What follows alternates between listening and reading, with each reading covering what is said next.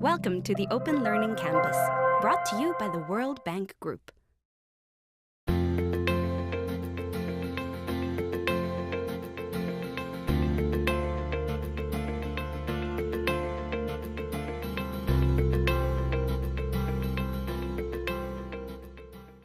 Europe and Central Asia, or ECA. L'Europe et l'Asie centrale, ou EAC, est une région qui recèle une grande diversité, avec des pays à tout niveau de revenus et de fortes disparités en termes de dotation en ressources, de capital humain et de capacité institutionnelle. La région EAC devrait connaître une croissance nulle cette année, car une grande partie de la région souffre d'un ralentissement marqué, dû à l'impact direct et indirect du choc des prix du pétrole et des tensions géopolitiques actuelles. Les effets négatifs de ces facteurs ne sont que partiellement compensés dans les autres parties de la région, qui devraient connaître une croissance stable à modérément en hausse. Dans de nombreux pays de la région, le changement climatique favorise une instabilité, une fragilité et des risques accrus, compromettant la durabilité des modèles de croissance passés et anéantissant les progrès réalisés en matière de réduction de la pauvreté et de prospérité partagée. Les mesures en faveur du climat dans la région comprennent des efforts d'atténuation des émissions de gaz à effet de serre et d'adaptation aux impacts du changement climatique. Le changement climatique constitue un grand défi pour la région EAC, qui abrite 25% des forêts mondiales et plusieurs régions montagneuses. Les ressources en eau sont également fréquemment partagées entre les pays. La région est fortement urbanisée et de nombreux pays ont des infrastructures vieillissantes. Dans ce contexte, de nombreux pays en EAC sont déjà confrontés à des températures plus élevées, à un changement de l'hydrologie et à des épisodes de sécheresse, des inondations, des vagues de chaleur, des tempêtes de vent et des feux de forêt plus extrêmes. La production agricole, la transformation et les services connexes représentent une source importante d'emplois, de revenus et de moyens de subsistance dans de nombreux pays de la région EAC.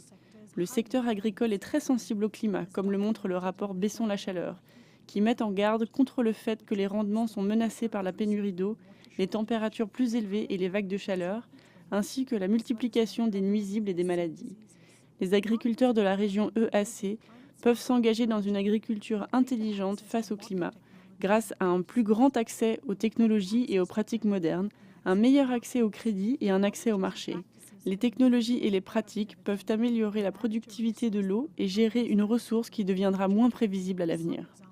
Il s'agit par exemple d'améliorer l'efficacité des infrastructures d'irrigation sur les exploitations, d'augmenter ou de préserver l'humidité des sols grâce à la culture sans labour et d'autres pratiques agricoles de conservation et de planter des graines résistantes à la sécheresse.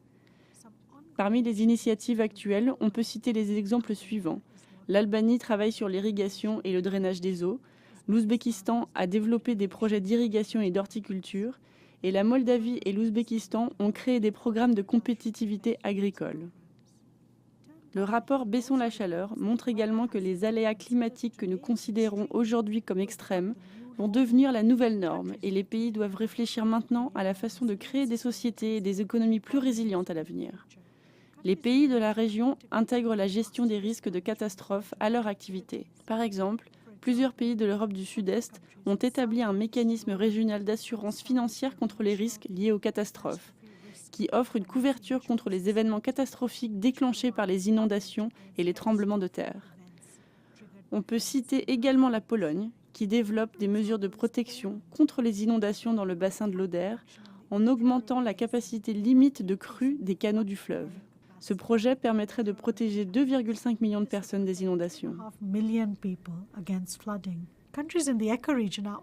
Les pays de la région EAC renforcent également leurs programmes hydrométéorologiques pour une plus grande justesse des prévisions météorologiques qui peuvent accroître la préparation aux catastrophes liées à la météo et renforcer la gestion des données pour une meilleure modélisation des changements climatiques. La Russie poursuit la modernisation de ses programmes hydrométéorologiques en renforçant ses technologies de l'information et de la communication, ses infrastructures et ses systèmes de diffusion de données météorologiques, climatiques et hydrologiques et en améliorant ses capacités de gestion des données.